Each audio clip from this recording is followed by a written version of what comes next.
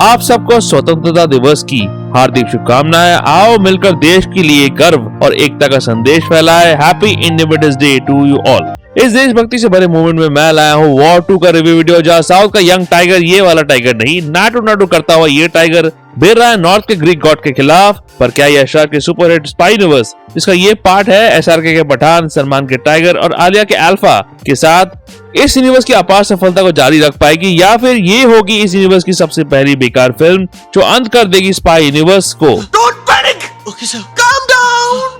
जानते हैं spoiler free video में, पर उससे पहले लाइक सब्सक्राइब कर दीजिएगा, नोटिफिकेशन घंटी बजा दीजिएगा ताकि अपडेट मिलते रहे आप लोगों को। वेलकम टू द चैनल, जो प्लेटफॉर्म है एमसीयू, डीसी और फिल्मों की हर खबर का जस्ट एन रिव्यू। वाईएफ की स्पाई यूनिवर्स, जिसकी शुरुआत हुई थी सलमान खान और Katrina Kaif starrer tiger franchise के साथ 2012 की एक था टाइगर के, जिसे डायरेक्ट की थी कबीर खान ने, और 2017 की टाइगर जिंदा है, जिसे डायरेक्ट की थी अली अब्बास जफर ने उसके साथ। फिर कंटिन्यू हुआ 2019 की वॉर के साथ, जिसके डायरेक्टर है सिद्धार्थ आनंद, स्टारिंग ऋतिक रोशन एंड टाइगर श्रॉफ। फिर आई 2023 में पठान, फिर से डायरेक्टर सिद्धार्थ आनंद, स्टारिंग शाहरुख खान, दीपिका पादुकोण और जॉन अब्राहम, जिसने बहुत पैसे कमाए। स्पाई यूनिवर्स की आखिरी फिल्म थी टाइगर 3, जिसे डायरेक्ट किया था मनीष शर्मा ने, स्टारिंग सलमान खान, कटरीना कैफ और Imran Hashmi as the villain. फिल्म को उतना सक्सेस नहीं मिला जितना मिलना चाहिए था। वॉर 2 भी इसी यूनिवर्स का पार्ट है। उसी के बाद आएगी female spy film starring Alia Bhatt और शर्वरी वाघ और बॉबी देओल। अल्फा नाम की डायरेक्ट कर रहे हैं नेटफ्लिक्स पे आई द रेलवे मैन के डायरेक्टर शिव रवे। फिल्म रिलीज हो रही है दिसंबर 2025 को। तो क्या वॉर 2 से हो रही है स्पाई यूनिवर्स का अंत? आखिर में बोलूंगा मैं ये। क्यों करता रे तू ऐसा? वॉर 2 बुरी फिल्म नहीं है, पर वॉर 1, टाइगर 1 और पठान जितनी अच्छी भी नहीं है। वॉर 2 कहानी कहती है ऋतिक रोशन के किरदार कबीर की, जो अपनी पहली पार्ट के आखिरी पलों में बन गया था एक रोग एजेंट, और टाइगर 3 के पोस्ट क्रेडिट सीन में उसके मेंटोर आशुतोष राणा के किरदार कर्नल रुद्रा ने उसे दिया था एक खतरनाक गैंग में इनफिल्ट्रेट करने का मिशन। सबको लगा था ये गैंग होगा इस फिल्म के संभावित विलन एनटीआर जूनियर के किरदार का गैंग, पर ये कहानी पूरी उल्टी बहती है। कहानी जिस और जाती है सरप्राइज करती है, होना ही था, क्योंकि इस फिल्म के राइटर है कमाल के राइटर श्रीधर राघवन, जिनके हाथों से इस यूनिवर्स की कुछ बेहतरीन कहानियां लिखी गई है, या फिर ये कहे कि ये स्पाई यूनिवर्स उन्हीं के दिमाग की उपज है, ये गलत नहीं होगा। तो ऐसे में आप जो सोचेंगे ऐसा होना मुश्किल ही था। इस फिल्म में सरप्राइज करती है ये फिल्म। ऊपर से इस बार डायरेक्टर की कुर्सी संभाली है अयान मुखर्जी ने, जो अपने ब्रह्मास्त्र ज्ञान लेके आते हैं। फिल्म में विलन के गैंग का नाम रखा गया है कली, ताकि बार बार विष्णु जी का अवतार कल्कि को रिफर किया जा सके। कल्कि 2899 AD फिल्म की तरह तो पूरा ब्रह्मास्त्र वाला ज्ञान लेकर आया अयान। यहाँ भी पहले फ्रेम में अयान ले जाते हैं हमें जापान, जहाँ फिर से स्लो मोशन वॉक करते हुए दिखते हैं ऋतिक रोशन का किरदार कबीर एक क्रैकलिंग इंट्रो सीन में। इस बार कंपनी के लिए उनके पास एक सीजीआई वुल्फ, जो बहुत ही बेकार सीजीआई लगा मुझे। अगर सीजीआई करना नहीं आता तो बेकार में डालना क्यों है इसको? वुल्फ नहीं भी होता तो चलता इस सीन में। कैसे कैसे लोग रहते हैं यार यहाँ पर। बेकार में प्रोड्यूसर के पैसे बर्बाद किए और रिजल्ट भी बेकार ही था। Not funny. फनी नहीं, बेकार दुगु भाई। खैर, फिल्म के स्टार्ट में श्रीधर राघवन कबीर के किरदार से ऐसा कुछ करवा देते हैं जो अनएक्सपेक्टेड था, और ट्रेलर से समझ में आ गया था कि क्या होने वाला है। पर जिस तरह से अयान ने इस सीन को प्रेजेंट किया है, छाप छोड़ता है। बहुत ही अच्छी तरह शूट किया गया है वो सीन। इसके बाद पूरी इंडिया और कियारा आडवाणी की किरदार, जो ट्रेलर से क्लियर है कि लूथरा की बेटी है, कबीर के पीछे पड़ जाते हैं और उसे हराने के लिए लाया जाता है विक्रम, यानी कि जूनियर एनटीआर के किरदार को, जिनको भी मिलता है एक लंबा पर मजेदार इंट्रो सीन। फिल्म का प्री इंटरवल पोर्शन आउटस्टैंडिंग है, जहां दोनों स्टार्स को मौका मिलता है एक दूसरे के खिलाफ कन्फ्रंटेशन सीन करने का।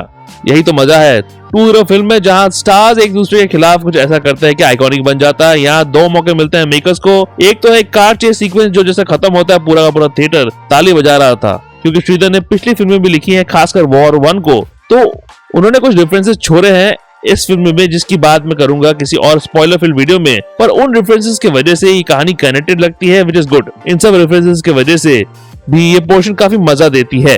और ऑफ कोर्स अगर 2 सुपरस्टार्स एक फिल्म में हो और दोनों माइंड ब्लोइंग डांसर्स हो, तो एक डांस नंबर तो बनता है। बहुत ही अच्छा डांस नंबर है दोनों के बीच, क्यूटी पर अवेलेबल नहीं है, फिल्म में देखने को मिलेगा, जो अगेन बहुत अच्छा डिसीजन था प्रोड्यूसर्स का। इन दोनों को एक साथ डांस करते हुए देखकर आप मुस्कुराएंगे और गूज़बम्स आएगा आपको। यही होता है कमर्शियल सिनेमा में, जिसमें कहानी सेंस बनाए ना बनाए मूवमेंट्स काम करते हैं। इंटरवल पॉइंट खत्म होता है एक इंटरेस्टिंग ट्विस्ट के साथ, जिससे आप भाप लेते हैं कि श्रीधर राघवन ने हिंदी सिनेमा का एक ऐसा पुराना फॉर्मूला अडॉप्ट किया है जो कई बार इस्तेमाल किया गया है, बचपन की दोस्ती। यही मार खा जाती है फिल्म, जहाँ पोस्ट इंटरवल पोर्शन में कियारा ऋतिक की प्रेम कहानी और एक सब बैक स्टोरी बचपन की दोस्ती वाली के चक्कर में काफी टाइम चला जाता है, बोर्डम आ जाता है फिल्म देखने के टाइम। और इसीलिए मैंने अपने पहला लाइन बोला था कि मुझे लगा था कि ये फॉर्मूला का अप्रोच इस यूनिवर्स का अंत का कारण बन जाएगी, पर आज बोर्डम घुसना शुरू हो जाता है और लगता है कि पोस्ट इंटरवल पोर्शन पूरा डूब गया है। तभी उठती है श्रीधर राघवन की कलम और आता है क्रैकलिंग क्लाइमैक्स। बहुत ही खूबसूरत जगह में खर्चा पूरा किया है प्रोड्यूसर ने, ये तो मानना पड़ेगा। सिनेमाटोग्राफर बेंजामिन जैस्पर एक भी फिल्म को गरीब नहीं दिखने देते। हर एक फ्रेम में कलर्स का इस्तेमाल, खासकर ओपनिंग के कुछ सीन में जहां होता है एक इंपॉर्टेंट किरदार की मौत, उन सीन्स में कैमरा वर्क कमाल का है। चाहे क्लाइमैक्स की बात हुई, full on emotion, high octane action करने का मौका मिलता है पूरे स्टारकास्ट को। खासकर कियारा आडवाणी का रोल इतना बड़ा नहीं है, पर क्लाइमैक्स में उनके एक्शन सीन्स और उनको जिस तरह से मूवमेंट्स मिलते हैं बढ़िया है और उन्होंने काम भी बहुत अच्छा किया है। ऋतिक रोशन आज भी ग्रीक गॉड है, उसमें कोई शक नहीं है और उनको इस फिल्म में साथ मिला है जूनियर एनटीआर का। फिल्म के आखिरी पलों में दोनों को एक साथ एक्शन करते हुए देखकर मजा आता है। दोनों को उनके स्टार इमेज के मुताबिक रोल दिए गए हैं, दोनों ने बढ़िया काम किया है। इनफैक्ट दोनों के बीच केमिस्ट्री इस फिल्म की स्ट्रॉन्गेस्ट पॉइंट्स में से एक है। पर सच पूछो तो बाजी मार लेता है। एक सीन स्टीलिंग एक्ट में एक एक्सपीरियंस बॉलीवुड एक्टर फिल्म में सरप्राइज है, उनको मिलता है एक सीन में एक्शन करने का मौका। भाई साहब आज भी दिना दिन दा हो जाता है उनको देखकर जब वो झक्कास एंट्री मारते हैं उस सीन में। तू समझा? हाँ। नहीं, तू समझा नहीं। फिल्म की सबसे बड़ी दुश्मन निकलती है ओवर राइटिंग, जिसकी वजह से फिल्म की लेंथ हो जाती है लंबी। आसानी से 2 घंटे 30 मिनट की हो सकती थी, फिल्म में 2 घंटे 53 मिनट्स की। कुछ सब ट्रैक्स को भुला दिया जा सकता था, जैसे बैक स्टोरी को इतने लीनियर दिखाने की जरूरत नहीं थी, थोड़े थोड़े पार्ट्स में दिखाया जा सकते थे और आप रोमांटिक कनेक्शन को भी डायलॉग्स के थ्रू समझाया जा सकते थे, उसके लिए सीन्स देने की जरूरत नहीं थी।